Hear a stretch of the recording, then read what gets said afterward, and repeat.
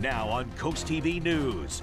Cold, cold, and more cold. How people on the coast are dealing with these frigid conditions. And ice all over. Be careful not to slip. The freeze is not going anywhere. And growth coming fast to Sussex County. What leaders are doing to make sure it's done responsibly. This is CoastTV News at 11. It was an icy night in Rehoboth Beach. Good evening, and thank you for joining us. I'm Christina DeRobertis. We begin with these absolutely frigid temperatures here on the coast, and people on the coast are responding to the freeze in many different ways. Some of them having fun on the ice, others working to protect their businesses, and some people say they're just going to stay inside. Cold, quiet, and icy on the Rehoboth Beach Boardwalk Tuesday night. But for these two sisters, a perfect place to skate. It's going to be icy down here. We really love slipping and sliding in the ice, so we were just like, why not, you know? Use our free will. Yeah. The Shirey sisters had their fun, but the cold made it tough to finish their real mission, which was a birthday gift for their mom. Nothing's really open right now, so we kind of just, we're walking around, but trying to see what's open, you know? Before the sun went down, people were at the boardwalk in bunches, and for Randy Curry, it was a race against Mother Nature to de-ice the Funland property before conditions get worse. As the colder temperatures set in, that salt's going to go so far and then won't be very effective. So that's where we're trying to get it, where the sun is on it, or at least warm up a little bit. Others are staying put for now. We're just spending them in the house, relaxing, lots of fires, just lucky no power outages, and just kind of enjoying time. And, when we can get out and walk, we do. It's nice. But even in the freeze, the beach had some surprises to offer. A lot of the snow is mixed in with the sand, and it's formed a lot of really neat, I want to say, formations in regards to the earth and the patterns. So it's pretty beautiful. A beautiful sight during a not so beautiful week.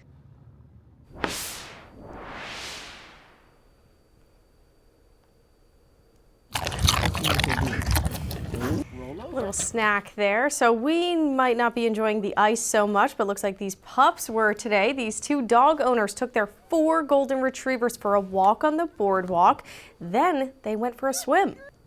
The reason we're on the boardwalk instead of the beach is because they go swimming even when it's like this, and they come out with icicles dangling all over them. Yeah, and then it's hard to get the sand out and everything in the cold weather when we get home. We have to take them in the indoor shower. How fun. It looks like they're getting ready for the polar bear plunge on Sunday. Now check out this footage from Milton today. A parking lot, basically now just an ice rink. Back roads are plagued with packed snow. It's not just snow, it's covered in sheets of ice. And we're going to look live into Lewis now and turn it over to our first alert meteorologist, Bob Trihy. We're seeing bitterly cold conditions as we go through the evening hours with feels like temperatures falling from the teens into the single digits. That's why we have a cold weather advisory until tomorrow, 10 a.m. Georgetown, Millsboro, back through areas of eastern Maryland as well. And then that extends down into Salisbury, Golf Club Shores, and Cambridge through 10 a.m. tomorrow. So exercise caution. Be careful out there. Make sure you layer up as we go through the overnight into tomorrow morning. As we've seen some clouds this evening, but we will clear out as we go through the overnight. Here's midnight on Futurecast. Temperatures in the low 20s, but then falling into the teens. And you see these arrows indicating wind. It's going to feel even colder with the wind. By 3:30, we're in the teens. And then by 6:30, very cold. Temperatures ranging from around 12 to about 15 degrees, but feeling much colder with the wind. And then very cold as we go into your Wednesday. Temperatures struggling to get into the low 20s by early afternoon. And then as we go through the overnight, once again, we'll be seeing those actual temperatures in the 20s and then into the teens, and then feeling like single digits by tomorrow morning and feeling like teens as we go through the day. And it gets even worse after that. We could be looking at a moderate to high chance of frostbite as we go through Thursday into Sunday. These are sub-zero feels like temperatures. I'll have more on the cold and the threat for a weekend storm coming up a little bit later on. Thank you, Bob. And that threat for frostbite is real. So we're going to go to our CoastTV poll now. We're asking, how do you keep warm during these cold temperatures. Let's take a look here. 18% say they use a fireplace, 6% space heaters, 14% say extra blankets, and 62% say layered clothes. We also have a comment from Gina in Millsboro tonight, which I love. She says, we sleep with the window open and just use some extra blankets because we need fresh, cool air. Gina, I do the same thing. Thank you for showing me that I'm not alone and not crazy for sleeping with the window open. And if you want to vote or leave your own comment, just go to coasttv.com or use our mobile app. Tomorrow, Wednesday, most schools are on a 2-hour delay. Milford and Laurel are closed. We do have a list of all of the closures online on our website and our mobile app. Moving on now, the area on your screen is where Delaware State Police say a Ford F-150 almost crashed with another car yesterday, leading to a police chase in the Long Neck area. DSP tells us the driver, 40-year-old Lindsay Monkovage of Georgetown, came to a stop in the Pine Water Farm community after hitting a fence and a tree. And then, listen to this, police say she ran from the truck and jumped into the Rehoboth Bay. A state trooper jumped in after her and she was arrested. Police tell us a passenger also jumped from the moving truck and had minor injuries. Sussex County is the fastest growing county in Delaware, but with all the development, county leaders are looking at how to grow responsibly. Today they held a workshop to talk about how to do that. Some ideas thrown around include limiting neighborhood sprawl and focusing on higher density housing. That ties in with affordable housing, another talking point for the county. Leaders are considering more mixed-use housing types to make way for more affordable units. Another recommendation included preserving open space and forests, as well as improving local infrastructure, something people we spoke with say they hope is a top priority. I think the county is short-sighted in its ability to approve the developments because there's just not enough support systems for them. And support systems goes from fire departments, police departments, and everything else. The Sussex County has not made any final decisions on those recommendations. County leaders say they still need to be turned into ordinances and go before the council and the public. Officials are expecting multiple ordinances to be drafted in the coming months. Speaking of growth on the coast, we know it's a big issue for a lot of our viewers. We have growing pains here because, hey, everybody wants to live here. It does come at a cost, though. The roads, the infrastructure, development, and a loss of open space. All of that creating conflict and concerns for people. Well, CoastTV has investigated all of the deep-seated issues that brought us to where we are today. And on February 4th at 7 p.m., you can join us for a 1-hour special to help you understand the price of paradise, growth on the coast.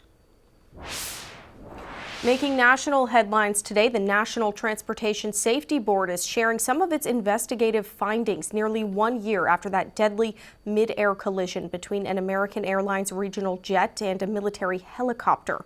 That crash on January 29th over the Potomac River claimed 67 lives, and it was the deadliest commercial aviation accident in the U.S. in more than 20 years. As Sherelle Hubbard reports, the NTSB spent today discussing what may have led to the crash and also giving recommendations to prevent similar incidents. We should be angry because for years no one listened. This was preventable. The National Transportation Safety Board chair saying the crash should never have happened. It's one, I believe, failure after another. The NTSB saying Tuesday's hearing was not meant to place blame, but to ensure such a tragedy never happens again. The board shared never-before-seen animation depicting the mid-air collision from the point of view of the helicopter pilots. The green shows their view through night vision goggles, while the gray areas represent blind spots in the cockpit. The local controller stated they were concerned about both the close proximity of PAT 25 to PSA Flight 5342 and their converging courses. This image from investigators shows where the Black Hawk made contact with the American Airlines jet. Another image shows the chopper after the crash. Examination of the recovered wreckage indicated that the helicopter's main rotor contacted the underside of the airplane's left wing, resulting in the outboard section of the wing separating in flight. According to the NTSB, the route at the time of the collision allowed the Black Hawk to fly as close as 75 feet below planes descending to land. 75 feet, at best, separating a helicopter and civilian aircraft. Nowhere in the airspace is that okay. I'm Sherelle Hubbard reporting. Now, you might know many of the people killed in last year's plane crash at Reagan National Airport were young, talented figure skaters from the D.C. area, along with their families and coaches. 17 of those passengers had ties to the Ashburn Ice House and the MedStar Capitals Iceplex. Those are in Arlington, Virginia. Now, the Ashburn Ice House is honoring their lives with a memorial sculpture. You can see it there. A candle on the sculpture will be lit every year on the anniversary of the crash. And we are just getting started. More news coming up ahead, including a scary moment on the ice for this pup. A happy ending, though, thanks to some rescue crews. But first, bursting pipes. What homeowners need to know as temperatures continue to drop. We saw lots of sunshine on our Tuesday with temperatures in the 20s and near 30 degrees, but these will feel warm compared to what we've got coming for the end of the week with dangerous cold. 30 in Ocean City, 29 in Salisbury, 28 in Georgetown, Cambridge and Easton at 27. So at least we melted some of that snow and ice in the direct sun. Our storyline in the days to come, cold, bitter and frigid with sub-zero morning wind chills. Could see some record cold possible. And the weekend I have snow question mark because we're looking at a coastal storm. Could give us accumulating snow or could go out to sea and miss us altogether. But I think we'll definitely see some wind and maybe some beach erosion from that system, and definitely a frostbite risk as we go through the next several days. These numbers we're looking at are feels like temperatures as we go into the next several days. Feeling like 2 above Wednesday morning and then sub-zero wind chills Thursday through Sunday. So that puts us in the moderate to high range of seeing frostbite in the next several days. So you really want to be careful. Follow the cold weather safety tips. Avoid prolonged exposure to the cold. Dress in multiple layers. Cover exposed skin. Know the signs of hypothermia and safely heat your home. Never use an oven. Drink warm beverages and make sure you protect your four-legged friends as well, because these temperatures the next several days way below the average of 45 in the 20s. I think the dangerous cold comes Thursday into Saturday with single-digit lows as we go into the end of the week, finally cracking that freezing mark as we head into early next week. Here's Futurecast as we go through the overnight, clearing out the clouds, and it's very cold by tomorrow morning, feeling like low to mid-teens and colder with the wind. Could see a few clouds into Wednesday afternoon, but look at these temperatures, only into the mid-20s, and then some cloud cover into the evening hours, and then very cold again as we head into Thursday morning, feeling like low to mid-teens. And then as we go into Thursday afternoon, another very cold day with middle 20s, and then moving into Friday morning, even colder. Actual temperatures will be in the single digits. You factor in the wind, feels like temperatures as we go through time. Well, it's going to be feeling like single digits as we go into Wednesday morning, maybe close to zero in some places. By the afternoon, feeling like teens maybe, and then single digits below zero on the wind chills Thursday morning, and then feeling like single digits in the afternoon above zero, sub-zero wind chills again as we go into your Friday and even into Saturday morning as well. Into the weekend, we're watching that coastal storm. If it tracks to the north, we could be looking at snow along the coast. If it tracks out to sea, I think we're just seeing some wind and beach erosion, not seeing accumulating snow. It's still up in the air and just exactly what we're going to see out of this system. But we are watching the European model that's taking it out to sea, while the GFS and Canadian model taking it closer to the coast, giving us accumulating snow. Here's a European model getting oh so close to the coast, but missing us. We'll have to see as we head into the weekend. 11 tonight, very cold, feeling like 0 to 10 above. 25 tomorrow, feeling like 5 to 10. Paul, they have a 7-day forecast. The most dangerous cold is Thursday through Saturday with lower 20, single digits Friday and Saturday morning. Into the weekend, we're watching for that chance of snow. Finally warming up into next week. Maybe the groundhog will see a shadow on Monday. Above the freezing mark, a high of 33. All right, now let's talk about the effects of this freezing weather. Take a look here. These are burst pipes that one plumbing company has collected just over this last week. Coast TV reporter Emma Aiken shows us what you can do to prevent this from happening in your home. Plumbers tell us they got a call from the homeowner here who said he noticed water starting to fill up his home. Once plumbers got here, they noticed a pipe had burst, and experts say once they burst, there's really no small solution. This is the pipe here, behind the downstairs bathroom in the home. Plumbing technician Jeremiah Bull with Selby Family Plumbing says one key move probably could have prevented this. This insulation here is staying wet and frozen. It's very cold.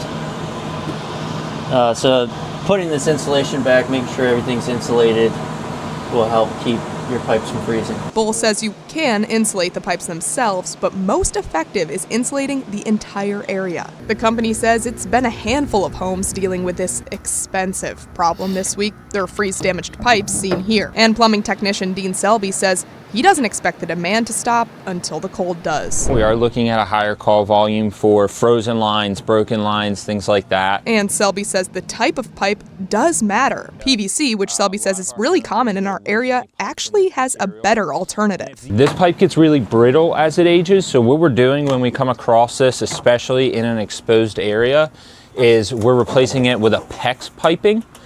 This is PEX A pipe, and one of the really good benefits about this is it's going to expand when the water freezes. Selby says, of course, expandable pipes aren't 100% foolproof, but they are better. These experts, as well as other plumbing companies we've talked with, agree that running a steady stream of water is a more useful preventative measure than the drip method. A little bit of water now could save you a lot of water later and a lot of money from going down the drain. In Sussex County, Emma Aiken, Coast TV News. Experts also say if your pipes do burst, you should turn off the water as soon as you notice. Selby Family Plumbing says sometimes if you catch it within an hour, the pipes can actually be heated back up, but that most of the time prevention is really the only solution. And remember, experts say another tip is opening your cabinets, especially below the sink, so that the heat can get in there. Let's check on our Coast TV poll again. We're still asking, how do you stay warm in this cold weather? Let's take a look here. Oh, looks like our poll is not coming up right now, but that's okay. You can still vote. Go to coasttv.com or use our mobile app. Oh, we're back now. Still 18% using the fireplaces, but most people, 62%, say they're wearing layered clothing. That's what you got to do to prevent that frostbite. You can still vote, though. Go to our website or use our mobile app. And be sure to download that Coast TV app for your phone or your tablet. You can also download Coast TV streaming for your TV with devices like Roku, Fire TV, or Apple TV. Coming up next, a government shutdown could hit this weekend as Democrats push changes to Homeland Security funding. This is Coast TV News at 11. Well, the latest fatal shooting by federal agents in Minneapolis has increased the odds of a government shutdown. Some Democrats now refusing to support funding for the Department of Homeland Security, while Republicans need bipartisan support to keep several key government agencies open. Brian Abel in Washington with the latest as lawmakers face a midnight Friday deadline. Some Democrats in Congress believe with a potential government shutdown on the horizon, they now have a political opportunity to send a message to the Trump administration and cut funding to DHS in the wake of a second U.S. citizen killed by federal agents. Escalating tensions between the community and federal immigration authorities in Minneapolis, now creating a battle over government funding on Capitol Hill. That could lead to a partial shutdown. What we're witnessing right now is it's completely out of control. The fatal shooting of Alex Preddy by federal agents appears to be the tipping point for some Democrats who are vowing to withhold votes on an appropriations package for multiple government agencies, including the Departments of Defense, Transportation, and Homeland Security, unless DHS reins in its immigration enforcement actions. We need systemic changes here before we move forward with the appropriations. The Democratic caucus calling for DHS funding to be separated from the other funding bills. Take up DHS by itself. Let's have an honest negotiation, put some guardrails on what's going on, some accountability, and that would solve this problem. We don't have to have a shutdown. The White House, so far, isn't on board. Policy discussions on immigration in Minnesota are happening. Look, the president is leading those discussions, but that should not be at the expense of government funding for the American people. If all Senate Republicans vote yes, they need at least 8 Democrats to join them to get the funding passed. But if the sides cannot come together by midnight Friday, once again, thousands of government workers across agencies, from the Pentagon to air traffic controllers to TSA, will be impacted. Now, the House already passed this funding package, so if the Senate makes any changes at all to it, then Speaker Mike Johnson has to get all of the House members back to approve a new version to get to the president's desk. That all has to happen by Saturday to avoid a shutdown. In Washington, Brian Abel reporting. In other news, the U.S. Treasury is preparing to put Donald Trump on a $1 coin to commemorate America's 250th birthday, but congressional Democrats are pushing back. Some say the nation's anniversary celebration should be about its history, not about a living president. Not featuring a living president on currency is actually a long-standing precedent that goes back to President George Washington. But according to the Mint, the Treasury found the Trump coin does not violate any laws.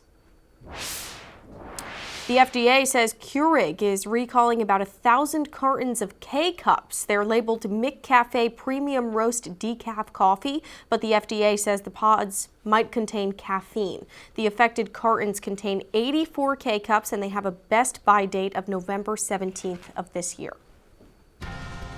Coming up in sports, how Delaware men's basketball is adjusting to its new conference. One change that's making a big difference for the Blue Hens. And also, cross-country skier Jessie Diggins talks pain, perseverance, and chasing Olympic greatness after the break.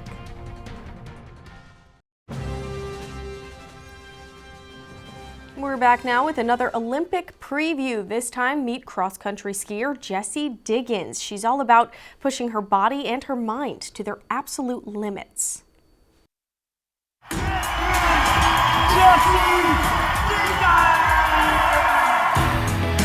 A lot of people say, how can you be so happy and then be in so much pain?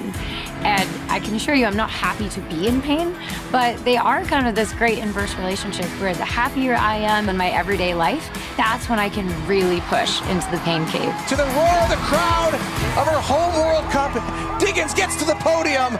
I'm Jessie Diggins. I'm a cross-country skier, and I'm from Afton, Minnesota. Here comes Diggins! Here comes Diggins! And it is Jessie Diggins! Goal! The first ever cross-country gold medal for the U.S. Jessie Diggins bursting to the finish line when she was running on empty, totally exhausted. This sport is so demanding. I mean, it takes everything that you have.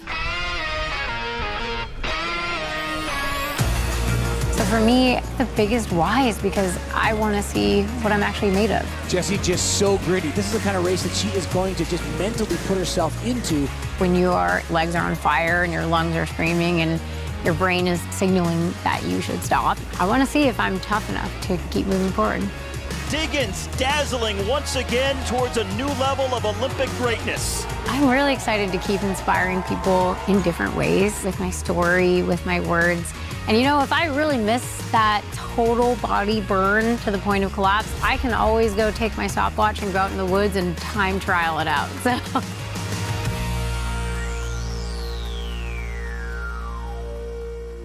The Delmarva Sports Network from the Wawa Studios. The jump from the CAA to Conference USA has been a struggle at times for Delaware men's basketball.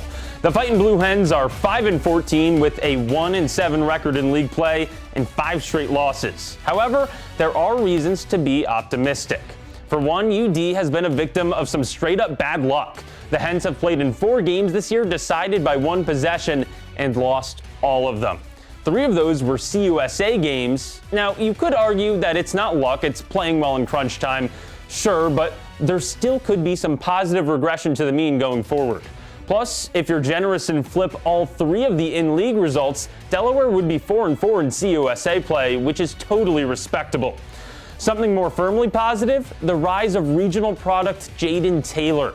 The Newark native and Sanford School alum was playing around 5 minutes a game for much of the year, but once the new year hit, Taylor has started every game. That's really helped the true freshman develop. Taylor recently scored a career-high 11 points against Louisiana Tech, plus he's grabbed 5 or more rebounds in 4 straight games. Taylor will likely start again tomorrow night when Delaware visits New Mexico State. 10 days ago, the Hens hosted the Aggies and fell by nearly 30 points, so it's time for revenge. I will say Delaware to New Mexico is a long trip, but at least the Hens get out of these miserable cold days. That's a win in and of itself. Have a nice rest of your night, folks. Well, it was a happy ending after this dog got stuck in the ice on the eastern shore today. Crews had to rescue this beagle hound mix after it wandered onto a creek in Accomack County and fell into the water. A rescuer had to wear a cold water suit and used an inflatable raft to reach the pup and pull it to safety. The dog was treated for mild hypothermia, but the good news, it's now back home with its family. Cover all those extremities in the morning. If you're heading off to work and school, temperatures at least in the mid-teens, could be lower teens with single-digit above zero wind chills, and by the afternoon only into the mid-20s. Call the CoastTV First Alert weather phone, sponsored by Brockstead, Mandalis, Federico. Paul Davis 10-day forecast, 25 Wednesday, then that dangerous cold Thursday through Saturday, lower 20s, single digits Friday and Saturday morning. Then we're watching for that coastal storm over the weekend. Will it bring us snow? Well, we'll keep you apprised. 33 on Groundhog Day, and then much warmer after that, close to 40 by Thursday. That'll be feeling a lot better then than what we're seeing towards the end of this week. All right, thanks for joining us, and the Tonight Show is next. Have a great night.